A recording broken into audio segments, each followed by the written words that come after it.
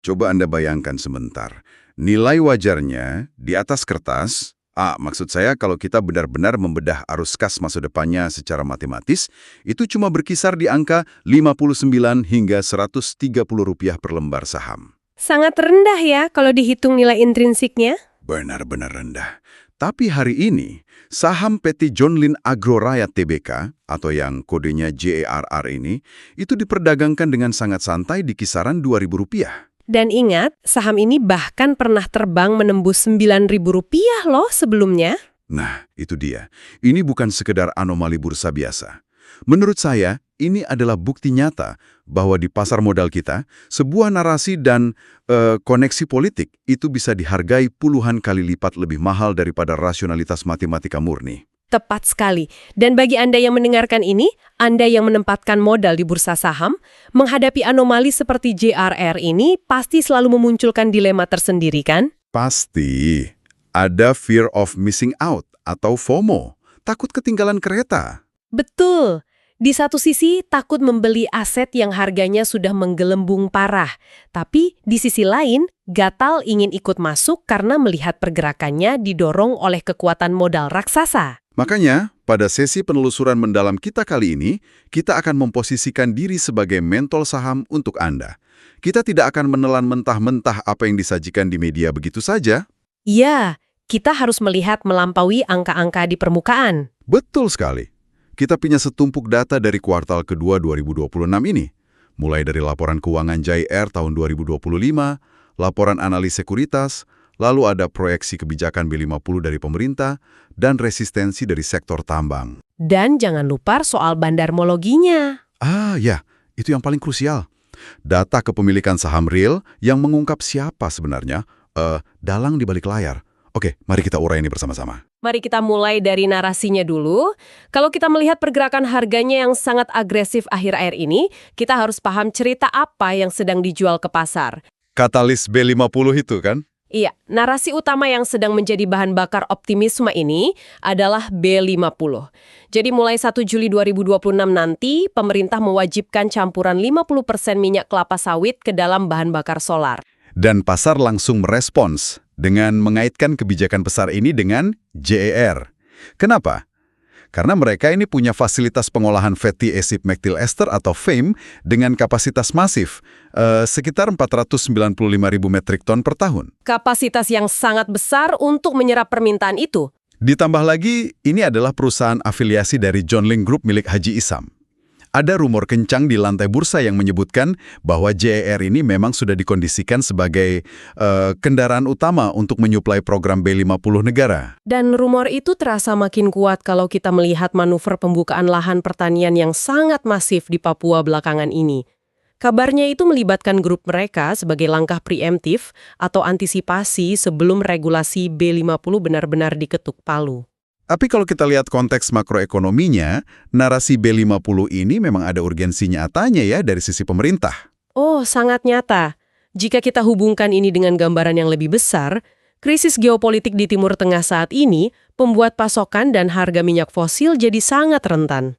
Negara butuh ketahanan energi. Benar. Tapi yang benar-benar memicu akselerasi B50 ini adalah indikator ekonomi yang kita sebut Pogo Spread. Nah, mari kita perjelas mekanismenya nih, karena Pogo Spread ini sering disalahpahami oleh banyak orang. Boleh, silakan. Pogo Spread itu kan selisih harga antara kelapa sawit mentah atau CPO dengan gas oil atau solar fosil. Ketika harga CPO dunia sedang tinggi-tingginya dibandingkan solar fosil, memaksakan biodiesel itu ibarat membakar uang negara. Betul, karena selisihnya terlalu lebar. Iya, pemerintah atau BPDPKS itu harus menanggung subsidi yang luar biasa besar untuk menutup selisih harganya, supaya harga jual di pom bensin tidak mencekik masyarakat. Nah, kabar baiknya untuk narasi ini, pada awal 2026 ini, selisih harga tersebut menyempit drastis, bahkan mencapai titik terendah dalam 41 bulan terakhir. Artinya apa tuh? Artinya, memproduksi bahan bakar dari kelapa sawit tiba-tiba menjadi jauh lebih logis secara ekonomi. Subsidi yang perlu dikeluarkan negara turun drastis. Jadi ini bukan sekedar agenda politik lagi ya, tapi sudah jadi realita ekonomi yang visible. Betul sekali. Dan untuk perusahaan dengan kapasitas produksi raksasa seperti JAR, program pemerintah ini menjadi sebuah captive market, sebuah pasar pasti. Belasan juta ton pasokan itu sudah pasti ada pembelinya. Kedengarannya luar biasa fantastis ya. Seperti pemerintah sedang membagikan tiket lotre gratis untuk para pengusaha sawit. Memang begitu kelihatannya? Tapi tunggu dulu. Saya membaca laporan dari beberapa media seperti Argus dan Kontan yang mengangkat keluhan dari Asosiasi Jasa Pertambangan Indonesia. Mereka ini kan salah satu konsumen akhir terbesar untuk solar industri. Iya, sektor alat berat. Dan mereka menolak keras. Mereka tidak melihat B50 ini sebagai transisi energi yang indah. Justru mereka melihatnya sebagai mimpi buruk operasional. Jadi, sebagai mentor saham nih, apakah narasi B50 ini murni peluang emas untuk JAR, atau ada risiko tersembunyi yang dilupakan pasar? Risiko tersembunyinya sangat besar. Secara teknis, keluhan dari sektor pertambangan ini sangat beralasan. Ini adalah batu sandungan yang harus diwaspadai sungguh-sungguh oleh Anda para investor. Apa masalah utamanya? Biodiesel, terutama dalam konsentrasi sepekat 50%, itu punya sifat yang sangat higroskopis. Higroskopis itu maksudnya yang gampang menyerap air dari udara itu kan? Tepat. Dia menarik dan mengikat air ke dalam bahan bakarnya. Coba Anda bayangkan lingkungan operasional tambang. Berdebu, terbuka, suhu yang ekstrim. Betul, dan alat berat itu beroperasi 24 jam penuh. Di kondisi seperti itu, kandungan air dalam bahan bakar memicu pertumbuhan mikroba. Lalu muncullah endapan lumpur di dasar tangki, yang ketika tersedot langsung menyumbat injektor alat berat. Berarti mesinnya bisa mogok massal dong? Bukan cuma mogok, air itu memicu korosi atau karat yang parah pada komponen mesin berbahan logam yang harganya sangat mahal. Wow. Dan mari kita hitung dampak operasionalnya nih ke laporan keuangan perusahaan tambang. Saya baca bahwa pembakaran campuran B50 ini efisiensinya lebih rendah daripada solar murni. Memang lebih boros. Alat berat butuh menyedot 3 hingga 5% lebih banyak bahan bakar hanya untuk menghasilkan tenaga yang sama. Padahal bagi kontraktor tambang, bahan bakar itu komponen biaya yang masif. Bisa menyumbang 35 hingga 40% dari total biaya operasional mereka. Angka yang sangat signifikan. Nah, kalau bahan bakar itu memakan 40% biaya, dan tingkat pemakaiannya naik 5%, margin keuntungan bersih kontraktor tambang yang biasanya tipis itu bisa langsung habis tersapu. Ini ibaratnya pemerintah ngasih subsidi ke pengusaha sawit, tapi tagihan perbaikan mesinnya diserahkan ke pengusaha tambang. Dan kita harus ingat, industri tambang itu adalah tulang punggung krusial untuk mesin ekonomi kita, baik dari sisi devisa ekspor maupun pajak. Kalau ekskavator dan dump truck raksasa di Kalimantan mulai rontok gara-gara B50, negara juga yang rugi. Pasti akan ada lobi tingkat dewa nih dari pengusaha tambang. Sangat mungkin akan ada tekanan lobi yang kuat ke pemerintah agar mereka meninjau ulang kelayakan teknis mesin, merevisi spesifikasi fisis bahan bakarnya, atau bahkan menunda implementasi B50 ini secara penuh. Berarti captive market yang sedari tadi dipakai sebagai dasar valuasi JR, itu sebenarnya sedang berdiri di atas fondasi yang agak goyah ya? Sangat goyah. Jika B50 ditunda karena kendala alat berat tadi, seluruh narasi pertumbuhan fantastis JR di pasar bisa kolaps seketika. Disinilah bagian yang sangat menarik. Narasi B50 ini membawa kita ke realita fundamentalnya. Mari kita bedah laporan keuangannya untuk Anda. Banyak yang terkecoh di bagian ini. Betul. Banyak investor retail melihat headline berita dan merasa sangat aman. Di 2025, JRR berhasil mencetak pendapatan masif sebesar 4,27 triliun rupiah. Angka yang bombastis ya. Laba bersihnya juga positif, tumbuh tipis ke angka 268,5 miliar rupiah. Dan secara neraca, aset mereka membesar jadi 4,02 triliun setelah sukses melakukan merger dengan PT John Lynn Agrolestari. Merger itu juga mengamankan rantai pasok mereka dari hulu ke hilir. Iya, dari luar terlihat seperti perusahaan yang sedang prima, sehat dan siap berlari kencang. Kelihatannya memang begitu, sampai Anda membuka halaman pasifa di neraca mereka, khususnya di bagian kewajiban atau utang jangka panjang. Kenapa dengan utangnya? GR ini memiliki utang jangka panjang sebesar 1,67 triliun rupiah. Sebagai analis fundamental, kita tidak bisa cuma menyoroti uang yang masuk. Kita harus mengecek seberapa rapuh struktur modal yang menyokong pendapatan tersebut. Lalu bagaimana rasio utangnya? Debt to equity ratio atau DER mereka disorot analis mencapai 96,4%. Bahkan kalau kita menghitung total liabilitas keseluruhan, angkanya melonjak menembus 153,38%. Wow, 1,67 triliun di iklim suku bunga yang dinamis seperti sekarang ini bahaya sekali. Itu ibarat bom waktu loh. Betul. Dari 268 miliar laba bersih yang mereka cetak dengan susah payah, sebagian besar energi finansial perusahaan itu sebenarnya habis terkuras hanya untuk melayani beban bunga pinjaman dari bank. Itulah kerentanannya.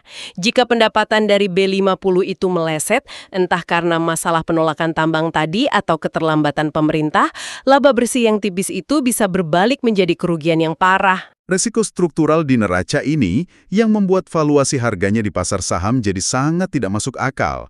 Berdasarkan data bulan Mei 2026 ini, saham JRR diperdagangkan dengan valuasi PE ratio atau rasio harga terhadap laba di kisaran 60 hingga 80 kali lipat. Sangat ekstrim. Ya, maksudnya Anda selaku investor rela membayar uang di muka untuk 80 tahun laba perusahaan hanya demi memiliki sahamnya hari ini. Padahal median atau nilai tengah PE industri agrikultur di Indonesia itu cuma sekitar 11 kali lipat. Jauh sekali perbandingannya. Lewat model discounted cash flow yang memperhitungkan risiko utangnya, nilai intrinsik atau harga wajarnya itu mentok di Rp130 per lembar. Saat harganya dibanderol di Rp2.000, itu artinya overvalued hingga 93%. Hampir seluruhnya adalah premium ya. Ini sama saja seperti Anda membeli mobil standar untuk keluarga, tapi harganya dipatok seharga supercar sport. Cuma gara-gara mobil standar itu ditempel stiker B50 di belakangnya. Haha, analogi yang bagus. Tapi kita harus mengerti kenapa fenomena ini terjadi. Di bursa kita, pasar itu tidak selalu merespons angka rasional.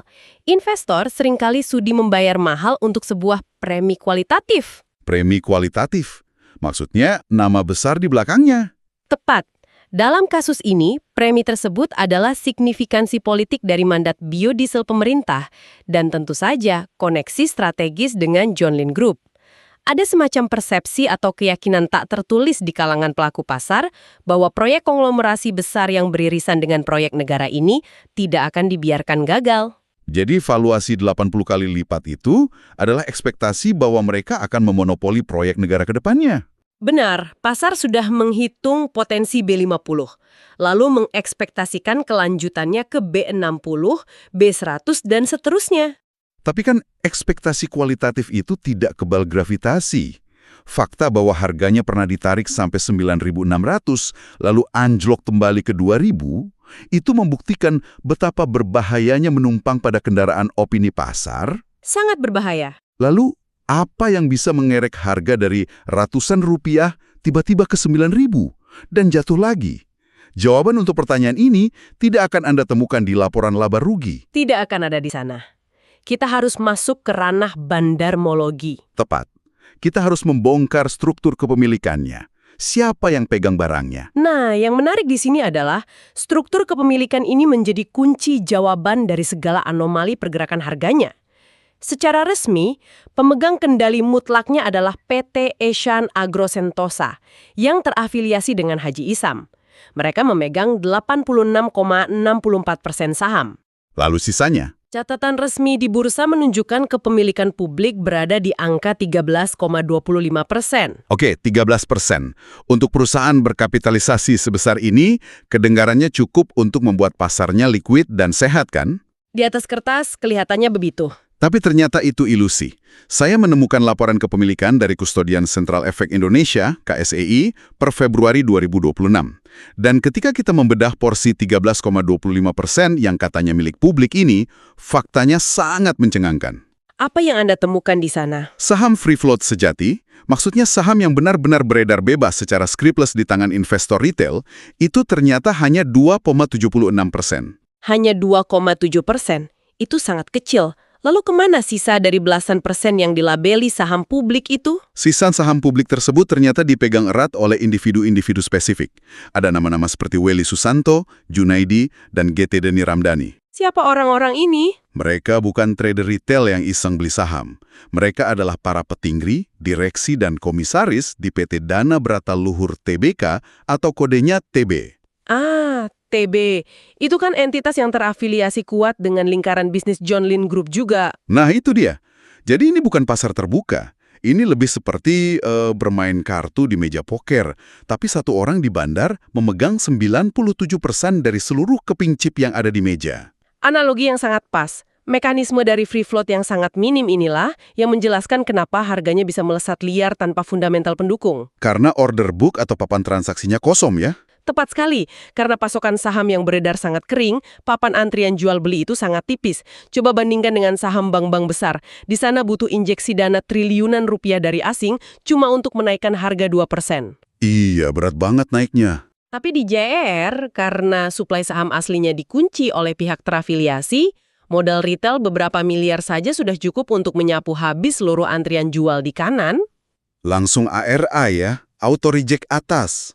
Betul. Harga bisa ARA hanya dalam hitungan detik. Lalu apa dampaknya buat Anda para pendengar yang punya modal puluhan atau ratusan juta? Anda harus sadar, kalau Anda masuk ke saham ini, Anda sedang bertaruh menebak mood dan agenda segelintir pengendali. Kapanpun pihak yang memegang 97% pasokan ini memutuskan untuk berjualan, tidak akan ada kekuatan beli retail yang sanggup menahan harga agar tidak hancur.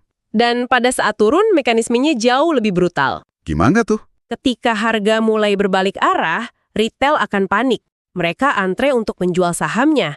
Tapi, karena memang sedari awal tidak ada pembeli natural di pasar, apalagi kalau pengendali sedang tidak mau menyerap barang, harga akan langsung terkunci di auto reject bawah atau ARB. Berturut-turut ya? Iya, ARB berhari-hari. Investor retail akan terkurung di dalam. Mereka melihat nilai portofolio mereka menguap begitu saja, tapi tombol jual di aplikasi tidak berguna karena tidak ada yang match. Kondisi yang sangat mengerikan sebenarnya. Tapi yang bikin saya geleng-geleng kepala, bulan Mei 2026 ini, masih ada saja analis sekuritas yang berilis rekomendasi-rekomendasi. Rekomendasi teknikal. Ya, padahal secara teknikal, saham ini sedang konsolidasi panjang di kisaran 1.900.000 sampai 2.100.000. Indikator RSI 14 hari ada di 46,19. Itu artinya netral sekali, tidak ada sinyal akumulasi besar-besaran. Harganya juga terus bertahan di bawah pergerakan rata-rata atau moving average 50 hari dan 200 harinya. Volumenya menyusut drastis ke 900 ribuan lembar saja per hari. Sangat sepi transaksinya. Sangat sepi. Nah pertanyaannya, dengan fundamental yang super mahal dan bandarmologi yang membuktikan pasokannya dikendalikan penuh, kok bisa ada analisis teknikal yang menyarankan status speculative buy atau beli spekulatif dengan target jangka pendek ke 4.280 hingga 5.000 rupiah? Itu target yang cukup tinggi. Iya, maksud saya, meminta retail beli saham yang likuiditas publiknya cuma 2,7%, itu ibarat menyuruh orang memungut koin di jalan tol yang gelap kan? Betul, tapi dari kacamata mereka, pendekatan speculative buy ini tidak berbasis data kuantitatif masa lalu. Ini berbasis antisipasi psikologis pasar. Mengantisipasi berita B50 di bulan Juli nanti. Cepat. Para trader momentum ini berasumsi akan ada siklus FOMO gelombang kedua. Saat tanggal 1 Juli makin dekat, berita akan dipenuhi oleh headline kesiapan biodiesel pemerintah. Mereka bertaruh sentimen ini akan memancing gerombolan retail baru untuk masuk, yang otomatis memicu pantulan atau rebound harga. Tapi kan analis selalu bilang, oh lakukan speculative buy tapi disiplin pasang stop loss yang ketat. Masalahnya, teori stop loss itu seringnya jadi ilusi kalau di pasar saham yang tidak liquid seperti ini. Itu poin yang krusial. Anda tidak bisa keluar dari pasar jika tidak ada pintu yang terbuka. Kalau bandar mencabut antrian belinya, saham langsung ARB beruntun. Order stop loss yang sudah disetel otomatis di aplikasi sekuritas Anda, ya tidak akan tereksekusi. Anda cuma ikut antri jual panjang tanpa ada pembeli. Tepat sekali. Makanya, Anda harus hati-hati. Sebagai mentor saham, kesimpulan saya untuk Anda adalah selalu kembali ke profil risiko Anda. Kalau Anda penganut nilai intrinsik atau value investing, saham JAR ini jelas harus dicoret dari daftar. Rasio utangnya tinggi dan valuasinya sudah jauh di luar batas nalar. Setuju. Tapi, kalau Anda memang seorang trader spekulatif yang sangat lincah membaca tape reading dan fluktuasi order book, saham dengan volatilitas ini mungkin menawarkan peluang. Syaratnya cuma satu, Anda harus sepenuhnya sadar bahwa Anda sedang menumpang di mobil milik konglomerat. Mereka yang pegang setir, mereka yang injak gas, dan mereka yang bisa mengerem mendadak kapan saja. Dan sebagai penutup dari saya, selalu ingat prinsip dasar bahwa keputusan investasi yang baik harus datang dari data, bukan sekedar tebakan rumor. Meskipun B50 memberikan potensi pendapatan yang masif, bayangan rasio utang dan ilusi saham free float ini menutupi semua kinerja cemerlangnya. Arah harganya ke depan lebih ditentukan oleh hasil lobi-lobi elit politik dan aksi korporasi lingkaran dalam ketimbang dari laba rugi operasionalnya. Betul. Jangan pernah bersedia membayar mahal untuk sebuah narasi masa depan yang belum terwujud di neraca hari ini. Ya, pilihan akhirnya kembali ke tangan Anda. Dan sebelum Anda menutup hari ini, ada satu pemikiran yang ingin saya tinggalkan. Coba Anda renungkan kembali perseteruan sektor sawit dan tambang yang kita bahas di awal tadi.